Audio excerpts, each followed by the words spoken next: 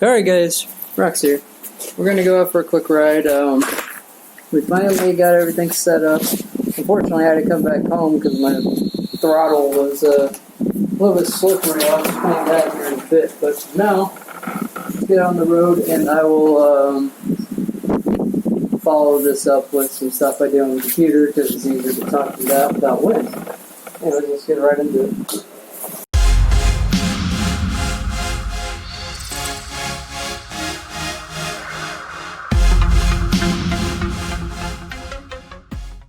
Alright guys, Rox here. I know it's been a little bit, but here we are. So, I wanted to show y'all something. I left this clip in because this is something that will happen if you don't let your tires get warmed up. I don't know if y'all heard that, but that was my tire slipping. It actually slid a little bit. If I would have given it more gas, it probably would have started burning out while rolling.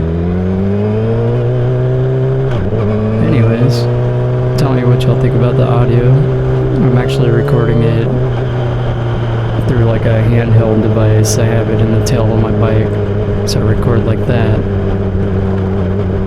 It's a lot of extra work basically because I have to line up the audio wave with the video. Well, really, just even this 360 camera is a lot of work. Like, oh, and of course I stall out. But seriously, this 360 camera, I think to edit the footage takes like an hour, and then I have to spend like probably another 30 minutes chopping it up and getting it the way I like it. And then I have to do the voiceover for the full duration. You know, it all adds up. Anyways, how y'all doing? I thought I'd get out here and put a video in for y'all. I know it's been a little bit. I tried doing some front footage, but the problem is the suction cup didn't really feel solid on the front. And it's not that it's not sticky enough or it wouldn't hold.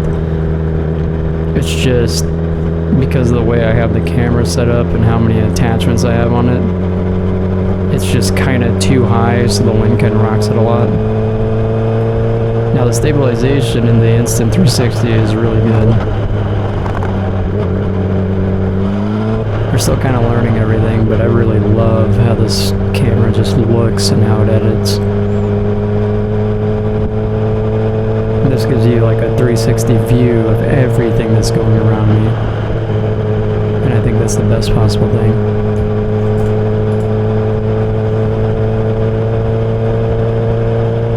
Anyways, so I know it's been a little bit. We're going to a funeral tomorrow, unfortunately. I know I talked about it briefly previously, but yeah, one of the guys we ride with was in a motorcycle accident on the 12th and died, unfortunately. He was really young too, which really sucks. But it is what it is. We're here, and we're gonna go show support, you know, as we should. But without speaking too much about that, what do y'all think about this camera versus the GoPro? The next thing I want to do is try to get my GoPro fixed. That way I can have camera in the front on my helmet, so you can see what my eyes see. But I also want the 360 in the back. That way you have like what's going on around me. And I think it's just awesome. If you combine these things with like a front-facing camera, I think it'd be perfect. And then the fact that I'm recording audio inside the tail, so you're actually going to hear like what's going on around me, and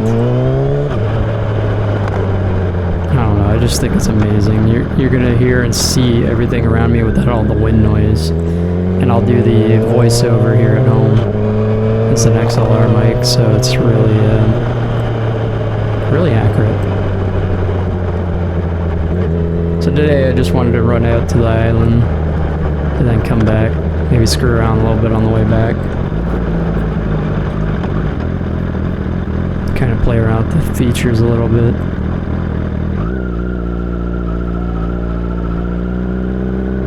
I think this sounds a lot better, and we'll really hear it on the highway because there's not going to be any wind noise. And I haven't watched this video all the way through, lined up with all the sound, but this is day and night difference, guys. I don't even have to do any fancy work. Listen to that. It's beautiful.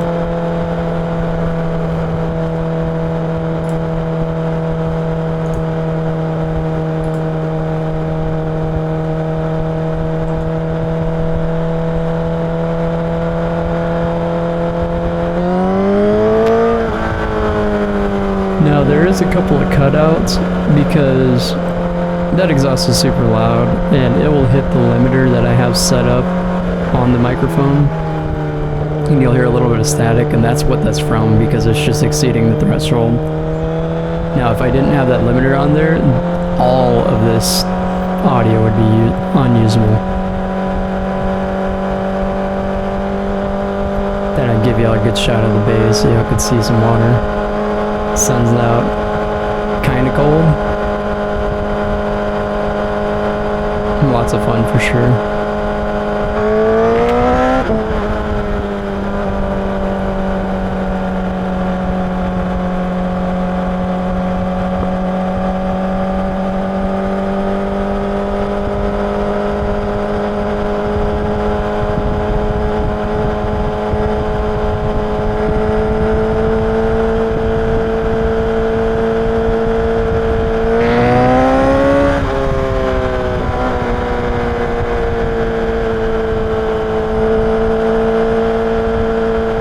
Anyways,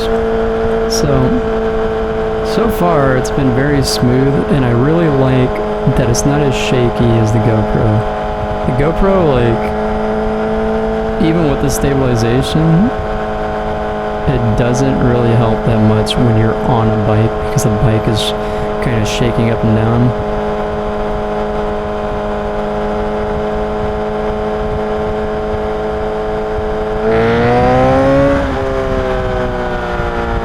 Oh, it sounds and looks good.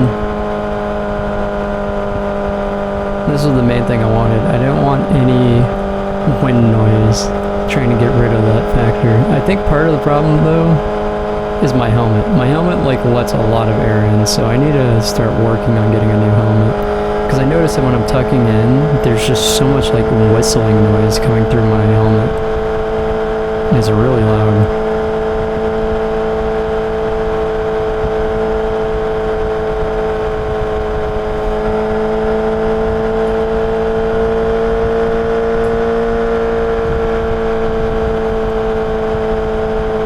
So other than that, why don't we talk about what I've actually done to this bike already.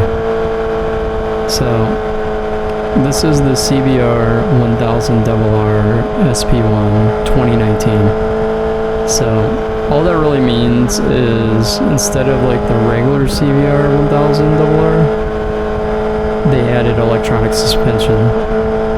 So there's like electronics to cover everything, ABS, front and back.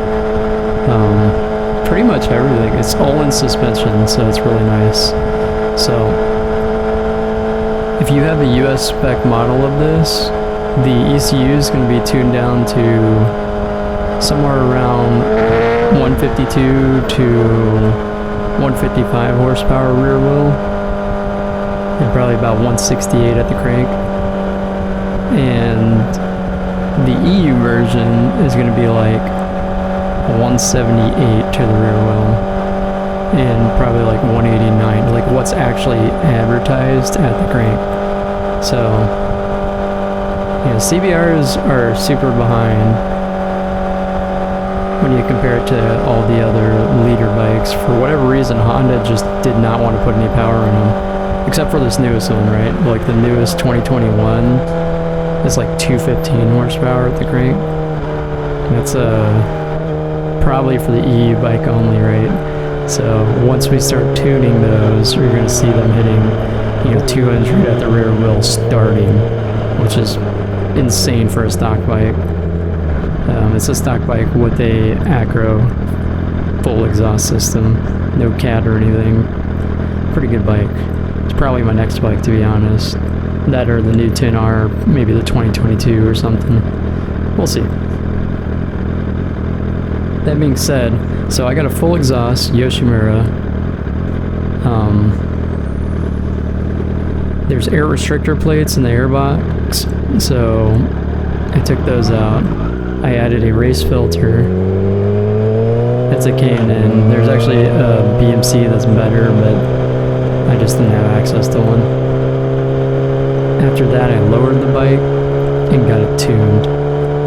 With the lowering, I used an adjustable lowering link so I could raise it back up to full size whenever I want, basically. Like if I want to go to a track, I can raise it back up to normal. The front end was lowered about 2 inches in the back as well. Now you have to use a adjustable kickstand for that. Otherwise your bike will just fall over because it'll be standing straight up. I got new tires front and back. They're Metzeler M7. I think they're RRs. Regardless, they're really nice. They're probably gonna last a good while. Someone was telling me about like 8,000 miles roughly. But the main thing is they stick. They don't feel like I'm sliding all over the place like the Bridgestones. Oh, get ready.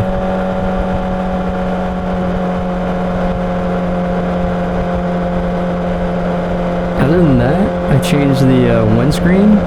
It has a ramp mount, and that's pretty. Oh, heated grips.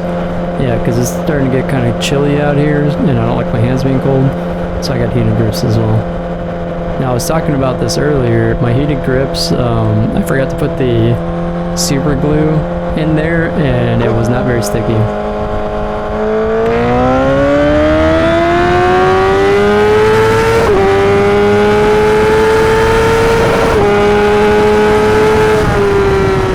This was like second to fourth gear.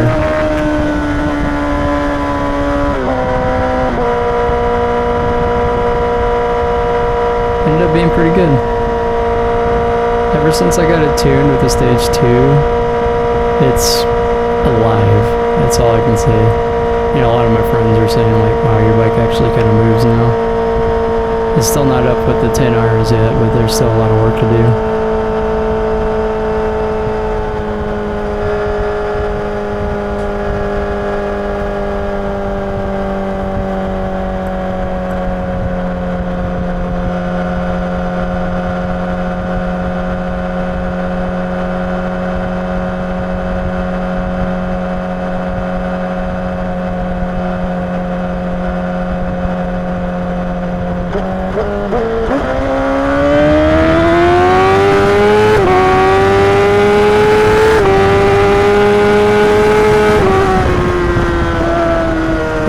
Second to fourth.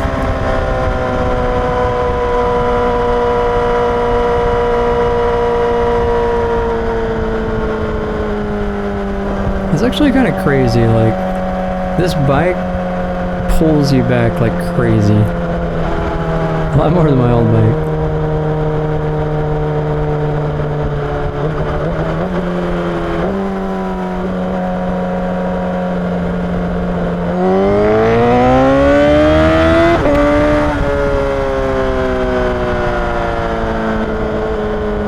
Here we are. Anyways, we're here at the end of the video. If you made it this far, you're awesome. Consider giving me a like, thumbs up, whatever you want to call it. And if you are brand new here, please subscribe. It helps the channel out. I'll see you on the next one.